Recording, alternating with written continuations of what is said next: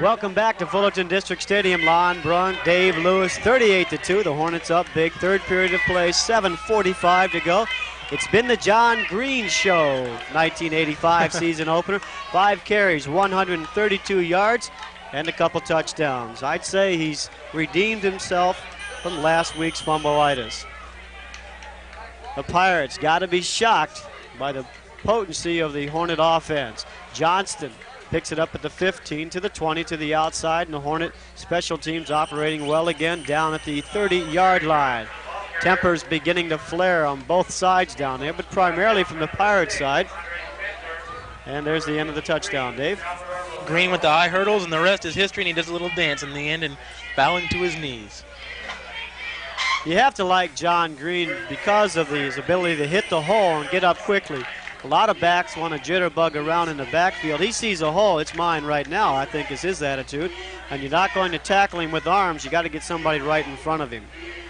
1st and 10 Pirates from their 29-yard line. They go to like a wing T formation right now with Kenny Laszlo. Back to throw, pressure from Zuniga. Zuniga can't get him, he moves to the outside. Laszlo, a good runner, finally goes down to the turf at the 33-yard line, a gain of 3. But it was a lot of fun to watch. A gain of only 3, and that time the Hornets went to the 3-down lineman again, moved the defensive ends to the inside, and blitzed Zuniga up the middle. And that flushed the quarterback Laszlo out of the pocket to get that minimal but exciting 3-yard gain. Big yawn from this end. They'll stun a lot from that position right now. For the Hornets, they're going to move a lot of people in there defensively.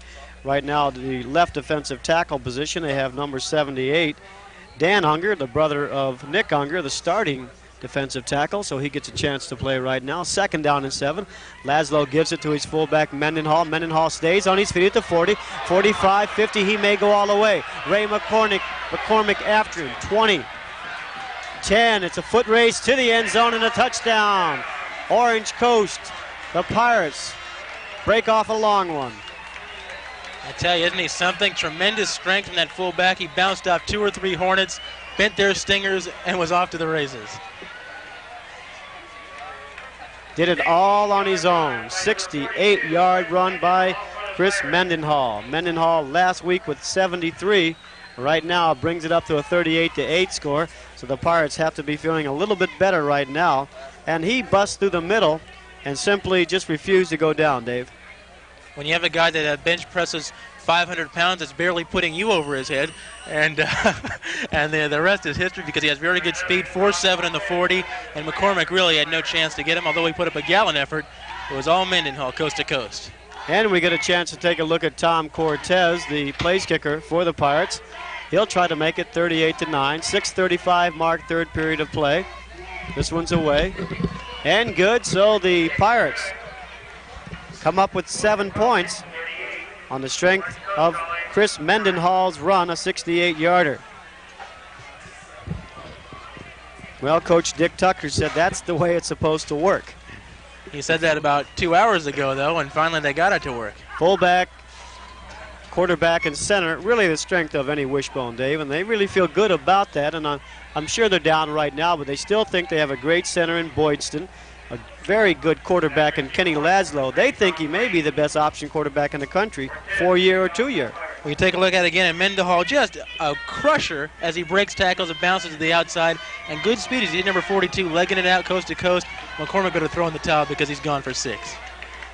Great effort by McCormick, but not enough to catch Chris Mendenhall, 38-9. And the Pirates, a chance to gain back a little respectability. And again, you're looking for some momentum going into the next week's play. Tom Cortez underway. High and short. The Hornets elect to get out of the way, and it goes out of bounds. So they'll move it back 5 yards. Get a chance on this possession, if we can, Dave, to talk about some Fullerton alumni. They've sent over 400 athletes to scholarship on to the 4-year schools with over 90 JC All-Americans, and some names from last year's teams that may ring a bell with Hornet fans. Well, Liddell Glenn, who was an outstanding cornerback here, was off to Oklahoma, and you really didn't hear a lot of him because quarterback simply didn't throw his way. They really had tremendous respect for his athletic ability. James Chambers, University of Texas El Paso, Garrett Breland a couple years ago was a defensive secondary personnel, is outside linebacker now for Southern California. Must have really worked on the weights in the offseason and has tremendous speed because he was one of the fastest Hornets in his graduating year. Wayne Schweitzer, Nevada, Reno, Dave Warner, Cincinnati, and the list goes on and on. Cortez again gets a boomer for his second kick. John Green waits at the 4, picks it up, and the wedge forms in front of him. Green pops to the outside, over the 20 to about the 21-yard line. And a lot of extracurricular activity after that, but John Green hangs on to it. The Hornets will get a possession at the 21-yard line, first down and 10. Dave, a few more players. 3 of them went to Indiana. Damon Swayze, the record-setting point man for the Hornets with 158 points. Also Tommy Houts, the defensive player of the Pac-9 Conference last year, and Robbie Van Vliet, all at Indiana. And hey, Indiana's doing fairly well this year, huh? Right, and the Hornets may have had something to do with it. Damon Swayze getting a lot of work over there from the tailback spot. He did today, 83 yards on 23 carries. Houts and Van Vliet played on defense, and Indiana 2-0 to open the season for the first time in 6 years. This time to Reggie Newkirk off the right side. He kind of tiptoes his way up to the 26-yard line. A different kind of runner than you see in Aaron Green. Reggie's kind of guy that will dance around, then find a hole, and he's gone too. I believe John Green just likes to run over people. Reggie Newkirk's kind of the shake and bake, and he's not done cooking yet runner. And that time he picked his hole. Reggie Brown, little 5'7", came back for the block, and Reggie cut back inside the wide receiver block and juked his way for a gain of about 5 yards. For the Hornets right now, Richard Williams, the freshman from Fullerton High School, so he's played a lot right here on this field. He gives to Newkirk off the left side. He pops over the 30 to the 35, stays on his feet to the 38-yard line. Richard Williams, a name from the past for the Fullerton High School Indians, holds 3 or 4 CIF records for the Fullerton Indians. When you look up the Indian record book, you see the name of Richard Williams, and little brother is a senior this year for the high school, Fullerton High School, and he's doing very well. Has his team off to a 2-0 start, and on his bio, Victor Williams says he'd kind of like to come across the street and maybe play for the Hornets too. And he said he thinks he'd like to play for the winningest coach in America, and Hal Scherbeck. Well, they didn't do too bad at the Fullerton High School level where they won the CIF championship last year. Martin Luje has him moving over here with the Indians, so Richard gets a chance. He gives off to Newkirk off the right side. He has a hole to midfield, stays on his feet to the 45, and James Young drags him down from behind at the 41. Reggie Newkirk and the Hornet ground game just destroying the defense of the Pirates. Reggie Newkirk getting his chance under the spotlight tonight. He first caught his attention a year ago in the Saddleback scrimmage as a freshman. Didn't expect to play a lot, but he broke up a touchdown run of about 60 yards and saw this kid had some ability, and he's really not shaking and baking tonight. He's really hitting the hole in a hurry, exploding, and nearly took that one coast to coast. Sophomore from Sherman Oaks, a 21-yard gain for Reggie. 1st and 10, the ball on the 41 of the Pirates. So the Hornets on the drive again. They lead it 38-9. 4:47 to go. 3rd period of play. Williams in there again. Newkirk in the eye with Sendejas. Play action fake to the right. Williams wants to go to this side, and he does. Looking for his receiver at the 30-yard line in Reggie Brown, but Williams forgot Reggie's only 5'7". That was up for a guy maybe 6'3". Or maybe someone of your athletic ability. Reggie can jump a lot higher than I can, though. He played, I believe he was a point guard on the Coyote basketball team. He was all-league. Played baseball, he was all-league. And, of course, football, he was all-league. And the Orange County Athlete of the Year. Great credentials. And a freshman playing right now for the Hornets. They expect him to get a lot of time in 1985.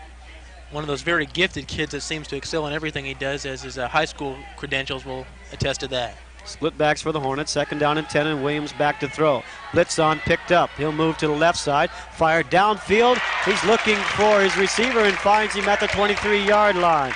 For the Hornets, coming in from the wide receiver position, number 81, Steve Newman, sophomore from Orange, California.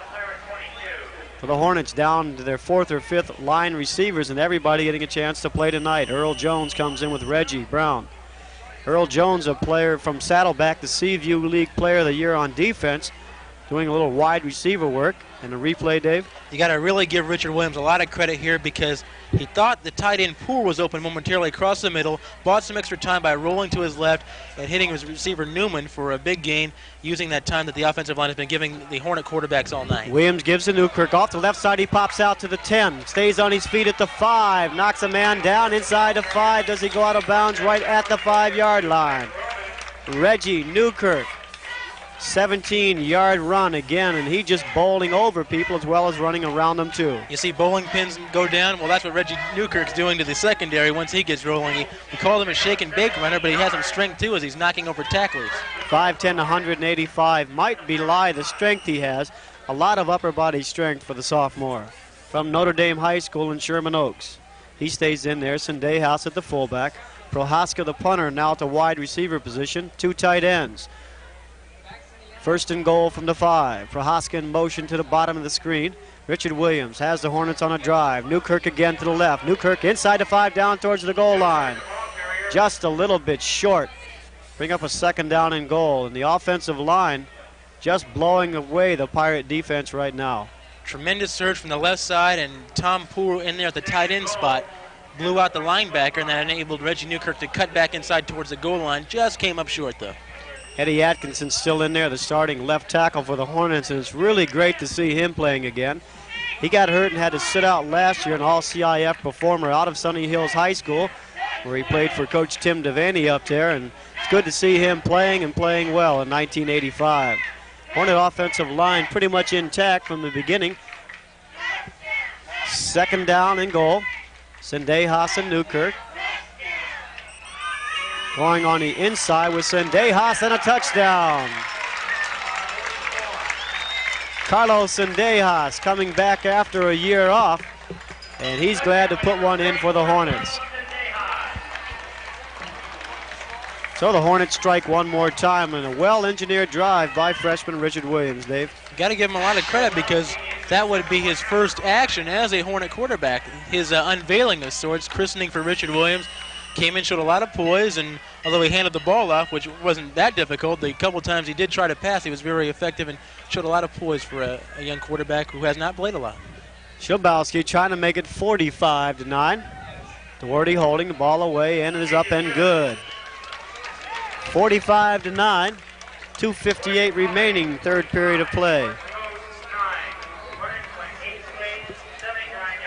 79-yard drive, and the 45-9 to score. The Hornets up big over Orange Coast right now. So they responded to Orange Coast scoring a touchdown by coming back with a long drive of their own. And Williams showed that he's going to be a quarterback of the future. And I talked to quarterback coach Marv Sampson before the season. He said he really likes this young man. Although last year might have been a little raw, a good high school quarterback, but had a lot to learn at the junior college level. And apparently he's honed his skills in the offseason. Has become much improved as he may be needed later on. You never know in junior college football. So at the 2:58 mark, the Hornets will kick off again one more time. Darren Bond back waiting for the Pirates. Bond will get it at the 5-yard line. Ben Vega one more time in on the tackle for the Hornets special teams at about the 20-yard line.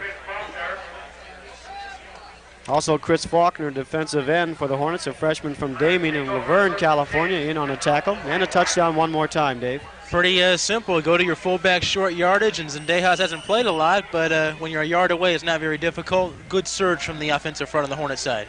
Good job by the offensive line all night long. Len Thomas has to be proud of their efforts. First and 10, ball on the 21-yard line. Kenny Laszlo remains in at quarterback, the wishbone intact for Coach Dick Tucker's Pirates. Over the right side to Mendenhall. Mendenhall, good yardage on first down up to the 29-yard line. Give him a gain of 8. They've gone to Mendenhall. That was the plan at the beginning, Dave. Go to Mendenhall and soften up the middle and then use the option on the outside. But the Hornets took away Mendenhall, and they also took away the option on the outside. And now we've seen these really the explosiveness that you can get from the wishbone type of offense. Well, Mendenhall has been more effective in the second half because Laszlo is reading the defensive end. That triggers the whole wishbone attack. When Laszlo has the ball snapped to him, he reads the defensive end. That triggers whether he gives the ball to the fullback or not. Second down and 2. The Hornets stack it up close to the line. A pitch to the backside and knocked down. And Scott Hagee, Hornet defense, got a hand in there. In on a tackle, number 78, Dan Unger, twin brother of Nick Unger, the starting right defensive tackle, and Dan steps right in and does the same job. Make it easier to live with him at home, probably. 3rd and 2, no gain on that at the 29-yard line. They have to go to the 31, so they have a long 2 to go here. 45-9 the score.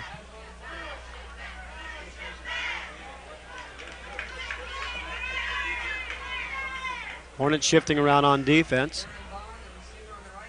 Laszlo hangs on to the ball, almost tackled, keeps it himself. He'll be short, maybe a loss of 1. Again, Dan Unger in on a tackle along with number 60, Nielsen Acevedo, defensive tackle position. Benny Vega in there also, and Sean Card, number 89. So the Pirates have to punt it away one more time, and Gordon Moss may sue for lack of support. He's had a big night all night long punting the ball. And the Hornet kickers, you may have to take them out of refrigeration later on, too.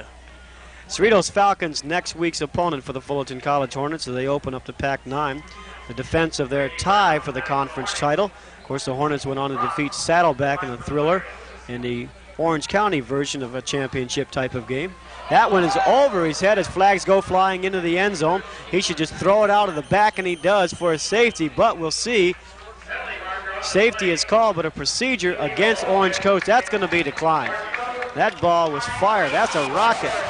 2 points for the Hornets, and I'm telling you, Moss never had a chance. The center snapped it from the 29-yard line. It bounced about the goal line. Well, that's a heck of a snap. Yeah, he did have good motion, though, on the fastball. And you're talking about long snappers. You got one right there. 2 points for the Hornets, a gift of sorts. And Moss might just stay in there and punt it away, or we might see Tom Cortez. Hornet defense and offense on the side, surrounding head coach Hal Scherbeck there on the headsets. 25 years of excellence. Hope you enjoyed the Hornet profile we had for you at halftime. Here on the field, they were celebrating Coach Scherbeck along with Al Fiola.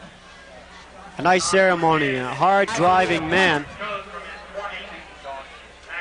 But he really gets the respect of people who work for him and play for him over the years. The names and numbers are endless over 25 years, of course, as it is with Dick Tucker on the other side for Orange Coast.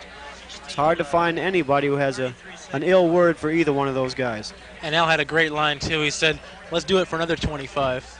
And the number of players they've turned into the college ranks to 4 years in the pros is really outstanding. And they not only try to inspire winning football, but touch these young men's lives, too, which really is something they've achieved over the years. Cortez in the 20 puts it on the tee for the Hornets. John Green will take it from the 27-yard line as a wedge develop. He pops to the outside, now back inside at the 45-50. 45 to the 40, stays on his feet, tries to get to the outside to the 35-yard line. John Green, a highlight film on his own tonight. There he is, number 3, the sophomore from Sexton High School. Exciting runner. He's proven that the Hornets' faith in him last year to give him a little backup time behind Damon Swayze, well warranted. Hornet down on the field. Looks like Russ Stang out there. Bill Chambers and company out taking a look at him, but John Green, electrifying runner. Here we go. You see him dart and shake and bake and dart inside. Watch him juke right there, cut back inside and bounce to the outside and shake another tackler. And the strength, once you try to wrap him up, grab him around the legs, isn't very easy to do, as John can turn it for extra yardage. In fact, he came to Fullerton College because of an exciting runner that used to be here at Michigan State, Larry Jackson. Here he is, Russ Stang, coming off the field under his own power. Looks like he may be all right. We hope so. 47-9, 20 seconds to go here in the third period of play. And, of course, a name from the past, Larry Jackson, as he did go to Michigan State. They turned him into a wide receiver and kind of a kickoff specialist for them. And with Green redshirting for the Spartans, decided to come out here and play a little football on the coast. Who's become a running back specialist and a great one. Boy, I'll tell you, he's had a great 2 games outside of those fumbles last week. People starting to know his name. Right side, Cleo Bennett for the Hornets, down to the 31-yard line. Richard Williams back in for his second drive of the night. His first one ended up in a touchdown by Carlos Sendejas. Made the score 45-9. We talked about that Fullerton high school program as the quarter ends 47-9 the score. And Dave, the whole Freeway League in the North Orange County, the teams have improved over the last couple of years. Sonora, La Habra, Buena Park, Fullerton, of course Sunny Hill's always strong, and Central Conference, which used to be a conference that people considered to be fairly weak, now just loaded with good teams. Valencia from the Anaheim area over there in Placentia area in the Orange League. Just a lot of good high school teams in North Orange County right now. The teams in Sarah used to be considered weak sisters. You have your Brea Lindas and poor lowly Sonora Raiders. They're struggling. Your alma mater, I'm sure. They were blown out by Valencia and Ray Pilares the other night, 33-0. But the bulk of the Orange County teams in the Freeway League are very strong and are advancing farther in the CIF playoffs than they used to in previous years. Reggie Brown to the bottom of your screen. Williams remains in for a 2nd down and 5 from the 31. Jason Franklin at the top, looking for Reggie. Reggie has it and is knocked back very quickly. Coming up from the secondary in the cornerback position, Sean Lovelace to make the tackle. Short gain of about 2 yards inside the 30. Picking up a 3rd down and about 4 yards to go. Reggie's small, but he's going to make an impact at that wide receiver position. 3rd and 1 as they move it down to the 27-yard line. As they say, that was his forward momentum.